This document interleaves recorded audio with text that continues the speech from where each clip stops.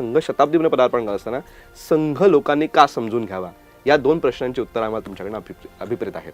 सर्वात प्रथम पहा की हा जो 100 वर्षाचा इतिहास आहे, 1925 ते 1947 हा स्वातंत्र्यपूर्व इतिहास, त्यानंतर 1947 ते ही गेली जवळजवळ 75-78 वर्ष ही स्वातंत्र्यानंतरचा हा 100 वर्षाचा इतिहास आहे. तर त्याची साधारण मांडणी 4 टप्प्यामध्ये करता येते. म्हणजे पहिला टप्पा हा डॉक्टरांचा आणि गुरुजींचा, त्यानंतर बाळासाहेब देवरसांचा मोठा टप्पा की ज्यामध्ये इमर्जन्सी विरुद्ध लढा दिला संघाने. जवळजवळ 1 लाखाहून अधिक संघ स्वयंसेवक आणीबाणीमध्ये 19 महिने आतमध्ये होते.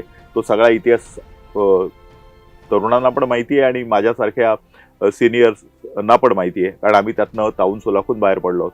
त्यानंतर रज्जूबाई यांचा आणि सुदर्शनजींचा हा जो इतिहास आहे, हा जो टप्पा आहे, त्या टप्प्यामध्ये भारतीय जनता पक्ष एकदा सत्तेवर आला, त्यानंतर राम जन्मभूमीची मुवमेंट झाली आणि त्यानंतरचा जो टप्पा आहे तो मोहनरावांचा टप्पा, म्हणजे आताचे जे सध्या सरसंघचालक आहेत.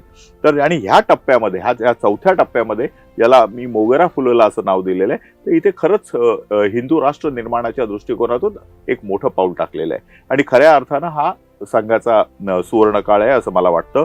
कारण मोहनरावांच्याच ह्या 3ऱ्या टप्प्यात एका संघ स्वयंसेवकाने एकदा नव्हे, 2दा नव्हे, तर 3-3दा पंतप्रधान पदाची शपथ घेतलेली आहे. त्यातले 2 वेळा जी शपथ घेतली आहे तो पूर्ण काळ केलेला आहे आणि 3रा पण पूर्ण काळ करतील. याच्या आधी असं झालं होतं का? तर झालं होतं. अटल बिहारी वाजपेयींनी पण 3 वेळा शपथ घेतली होती. पण पहिल्या दिवशी फक्त ते 16 दिवसाचं सरकार होतं, दुसरं 13 महिन्याचं होतं आणि नंतर 4.5 वर्षाचं सरकार होतं.